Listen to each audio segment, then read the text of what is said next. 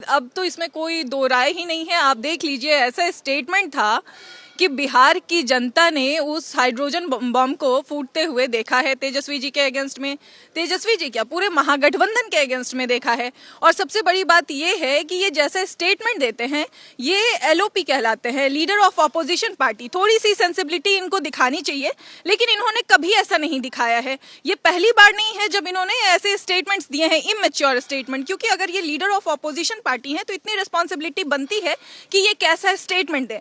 अब ये बिहार में जो भी चीज़ें होती है, फॉर एग्जाम्पल एक हमारे यहाँ बहुत ही फेमस है हमारा छठ पूजा, जिसको डिवोशन को ड्रामा बोलते हैं।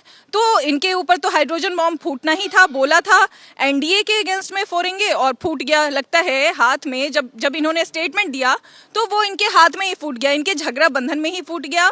महागठबंधन जिसको ये बोलते हैं, ये एक नंबर का ठगबंधन है। और बिहार की जनता ने वो अपने वोटिंग राइट्स का यूज करके इनको बता दिया कि अब ये बिहार की प्रबुद्ध जनता को बड़गला नहीं सकते हैं, चाहे वो झूठे वादे हो, जुमलेबाजी हो। अब देख लीजिए, तेजस्वी यादव तो अपनी जगह से भी नहीं जीत पा रहे हैं, वो तो राघोपुर से भी नहीं जीत पा रहे हैं।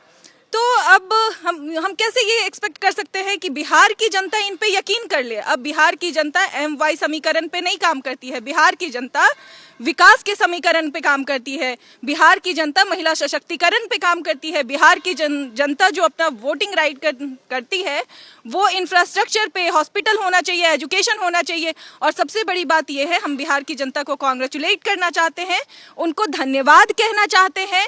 वो इसलिए क्योंकि ये एनडीए की जीत नहीं है, ये बिहार की जनता की जीत है।